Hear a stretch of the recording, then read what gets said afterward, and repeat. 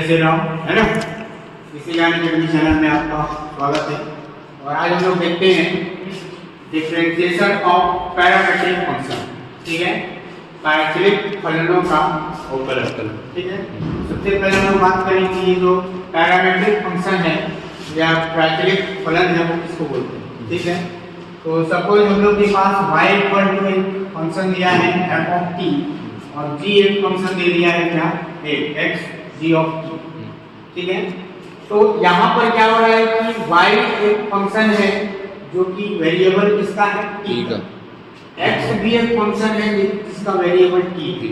ठीक है, तो दो फंक्शन गिवन होंगे जिनका की वेरिएबल क्या होगा कॉमन है, एक ही वेरिएबल अचर। ठीक है, ऐसे फंक्शन का हम लोग को डिफरेंशिएशन निकालने के लिए फॉर्मूला यूज करना पड़ता है क्या, dy by dx equal to dy by dt upon में dx by dt। मींस जो पहला इक्वेशन दिया है उसको t के रिस्पेक्ट में डिफरेंशिएट कर लेंगे और जो दूसरा दिया है उसको भी t के रिस्पेक्ट में डिफरेंशिएट कर लेंगे, फिर दोनों को क्या कर देना है डिवाइड कर देना। ठीक है, इस तरीके से हम लोग क्या मिल जाएगा dy by dx। अब यहाँ पर जो ये t है इस t को ही हम लोग बोलते हैं पैरामेट्रिक फंक्शन वेरिएबल या फंक्शन। ठीक है, इस t को हम लोग क्या बोलेंगे पैरामेट्रिक वेरिएबल या पैरामेट्रिक फंक्शन या फिर प्राचलिक फलन। ठीक है, ये और भी वेरिएबल हो सकता है, जैसे मान लो f y equal to f of theta हो जाए, x equal to g of theta हो जाए, फिर f ऑफ अल्फा हो जाए, g ऑफ अल्फा। मतलब दोनों फंक्शन में वेरिएबल जो है कॉमन होना चाहिए। ऐसे फंक्शन को हम लोग क्या बोलेंगे प्राचलिक फलन या पैरामेट्रिक फंक्शन। ठीक है, एग्जांपल में आ जाते हैं हम लोग, जैसे ये क्वेश्चन दिया है x equal to cos t और y equal to sin t। ठीक है, हमको निकालना है क्या d square y upon dx, मतलब सेकेंड डिग्री डिफरेंशिएशन का फॉर्मूला है और ये पेपर में आ भी चुका है। ठीक है, तो सबसे पहले तो हम लोग को dy by dx निकालना है, उसके बाद फिर नेक्स्ट स्टेप दो बार। ठीक है ना, तो सबसे पहले हम लोग क्या कर लेते हैं कि इसको इक्वेशन 1 मान लेते हैं और इसको इक्वेशन 2। ठीक है, और क्या कर लेते हैं differentiate equation 1 with respect to t। समीकरण 1 का t के सापेक्ष अवकलन करने। ठीक है, क्या मिल जाएगा dx अपॉन में dt और इधर cos t का हो जाएगा क्या माइनस sin t आ जाएगा। सेम वैसे ही हम लोग को क्या करना है differentiate equation 2 with respect to t। दूसरा जो समीकरण है उसको भी t के रिस्पेक्ट में डिफरेंशिएट कर देते हैं, क्या मिल जाएगा dy by dt और इक्वल टू में sin t का क्या हो जाएगा cos t। ठीक है, अब जो फॉर्मूला था उसमें मान रख देते हैं, तो dy by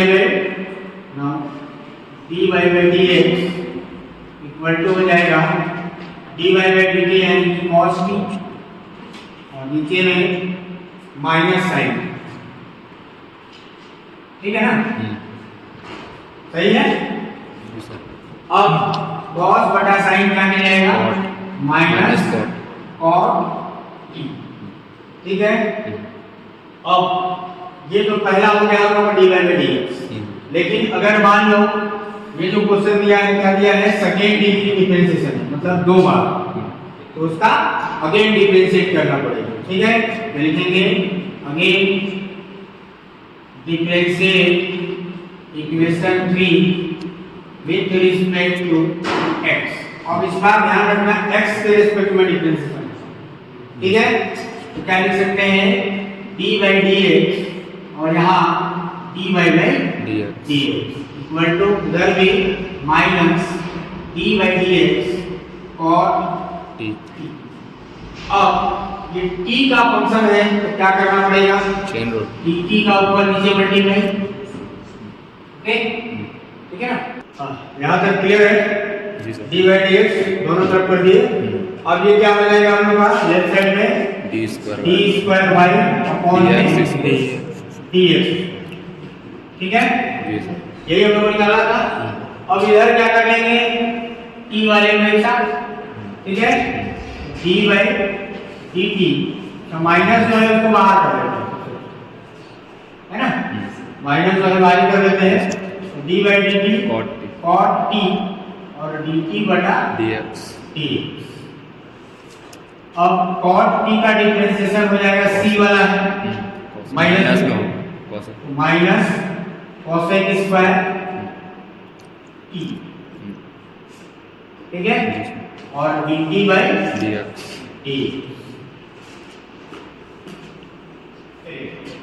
अब जो हम लोग इक्वेशन 1 को डिफरेंशिएट किए थे, है ना, फ्रॉम इक्वेशन 1 क्या आया था, dx by dt equal to आया था माइनस sin t आया था। जी सर। उल्टा कर देते हैं, ठीक है, उल्टा कर देंगे तो क्या मिल जाएगा, dt by dx equal to क्या, माइनस 1 अपॉन sin t, ठीक, और 1 अपॉन sin मतलब cosec t। अब उस dt बाई dx के मान को यहाँ पे, ठीक है, क्या मिल जाएगा, ये माइनस माइनस प्लस हो जाएगा, ठीक, cosec स्क्वायर t साथ में cosec t माइनस सामने माइनस cosec क्यूब t, ठीक जी सर। अब cosec जो है इसको हम लोग लिख सकते हैं क्या, 1 अपॉन sin क्यूब, ठीक। जी सर। अब जो क्वेश्चन गिवन था उसमें देखना कि x की वैल्यू दिया था cos t, ठीक है ना, क्वेश्चन जो हम लोग का गिवन था, और y दिया था sin t, ये दिया था। जी सर। तो वहां से जो sin t है उसको हम लोग लिख सकते हैं 1 अपॉन y क्यूब, लिख सकते हैं क्या।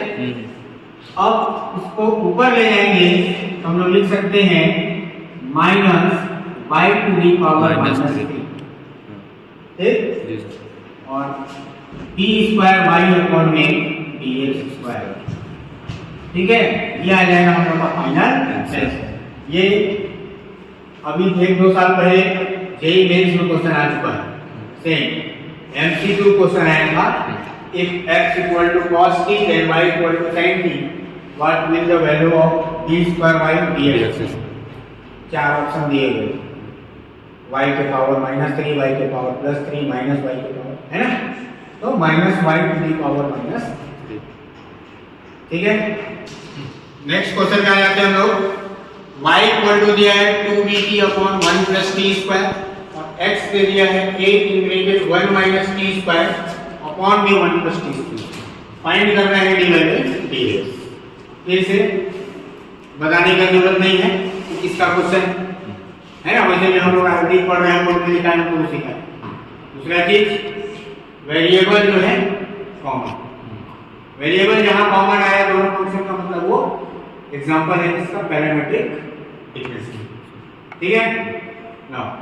तो इक्वेशन 1 और इक्वेशन 2, ठीक, तो सबसे पहले क्या लिखेंगे, differentiate equation 1 with respect to t, भूल के भी x नहीं लिखना है ना जी, क्योंकि वेरिएबल क्या है, t है, t के रिस्पेक्ट में डिफरेंस, ठीक है, t के सापेक्ष दोनों पक्षों का अवकलन करने पर या समीकरण 1 का करने, ठीक है।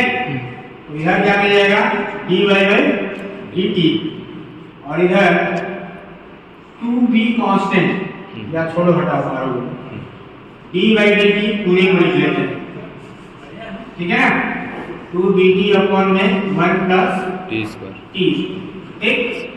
अब इसमें जो डिफरेंशिएशन लगेगा किसका लगेगा, n by d, numerator by denominator, ठीक है। फॉर्मूला क्या हो जाएगा, 1 + t स्क्वायर और d by dt numerator 2bt minus numerator को एज लिख लेना है और और डी बाई डी टी किसका डिनोमिनेटर क्या है 1 प्लस टी स्क्वायर और अपॉन में डिनोमिनेटर का होल स्क्वायर क्या हो जाएगा 1 प्लस टी स्क्वायर का होल स्क्वायर क्लियर है सर जी सर और ऊपर में 1 प्लस टी स्क्वायर को आज लिख लेते हैं ठीक 2bt में 2 और b दोनों ही कांस्टेंट है तो दोनों बाहर आ जाएगा और ओके सर तो क्या होगा 1 plus T square as it is ठीक है 2bt का जब डिफरेंशिएशन निकलेगा तो 2b कांस्टेंट है बाहर आ जाएगा और t का डिफरेंशिएशन 1 ठीक है तो 2b माइनस ये 2bt एज इट इज और यहाँ पर जब डिफरेंशिएशन करेंगे तो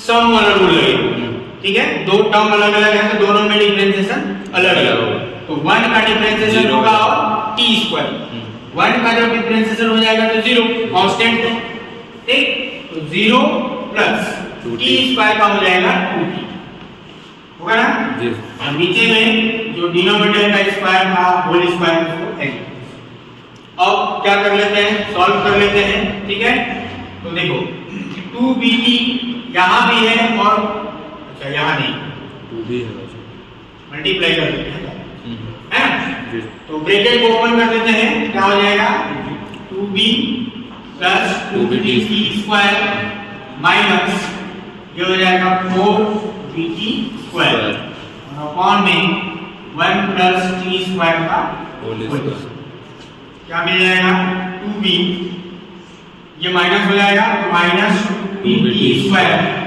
और अपॉन में 1 प्लस t स्क्वायर का होल स्क्वायर अब ऊपर से 2b कॉमन ले सकते हैं ना जी सर 2b कॉमन ले लेंगे तो मिल जाएगा 1 माइनस t स्क्वायर और अपॉन में 1 प्लस t स्क्वायर का होल स्क्वायर ठीक है इसको मान लेते हैं इक्वेशन नंबर ठीक dy by dt हम लोग आ गया ठीक है अब क्या निकालना है dx by dt differentiate equation 2 with respect to t समीकरण t 2 का t के सापेक्ष अवकलन कर दो ठीक है क्या मिल जाएगा लेफ्ट साइड में dx by dt और इधर फिर से न्यूमरेटर अपॉन डिनोमिनेटर को फॉर्मूला लगाना ठीक है तो न्यूमरेटर सॉरी डिनोमिनेटर पहले लिखना पड़ेगा और न्यूमरेटर का differentiation d by dt a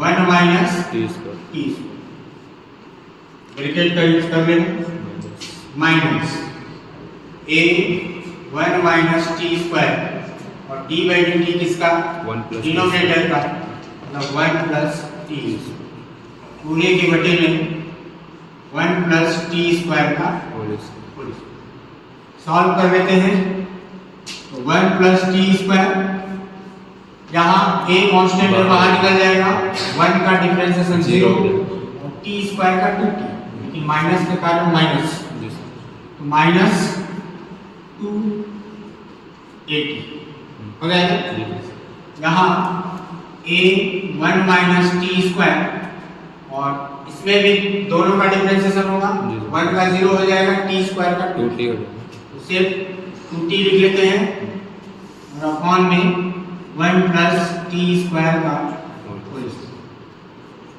अब मल्टीप्लाई कर देते हैं कुछ कैंसिल होगा तो जब यहाँ मल्टीप्लाई करेंगे तो माइनस 280 और माइनस 280 क्यूब और ये आ जाएगा माइनस 280 ठीक है ना और माइनस माइनस प्लस हो जाएगा 280 क्यूब ठीक अपॉन में 1 प्लस t स्क्वायर का होल स्क्वायर तो ये 280 क्यूब और 280 क्यूब कैंसिल ठीक क्या मिल जाएगा -480 ये दोनों जुड़ जाएगा -480 अपॉन में 1 प्लस t स्क्वायर का होल स्क्वायर ये आ गया हम लोग का dx अपॉन dt इक्वेशन 4 ठीक अब पैरामीट्रिक का जो डिफरेंशियल है क्या है dy by dx equal to dy by dt dx upon by में dx by dt यहाँ फ्रॉम 3 and 4 है ना, फ्रॉम इक्वेशन 3 and 4 समीकरण 3 और 4 से मान को रख देंगे। ठीक है, क्या मिल जाएगा dy by dx equal to यहाँ आ जाएगा 2b in bracket 1 minus T square और अपॉन में 1 प्लस टी स्क्वायर का होल पूरे के बटे में dx by dt के वैल्यू माइनस 480 और अपॉन में अगेन 1 प्लस टी स्क्वायर का होल ये है। जी सर अब ये जो डिनोमिनेटर वाला टर्म है वो कैंसिल हो जाएगा ऊपर नीचे दोनों से, जी सर ठीक, और 2 से 4 भी 2 से 2 2 जा 4 हो जाएगा और क्या कटेगा, कुछ कटेगा नहीं कट रहा नहीं कटेगा। लिख लेते हैं क्या क्या बचेगा b इन ब्रैकेट 1 माइनस टी स्क्वायर, ठीक है, अपॉन में माइनस 280 2 भी बचेगा, जी सर ठीक है। तो ये हम लोग का क्या हो जाएगा फाइनल, ठीक।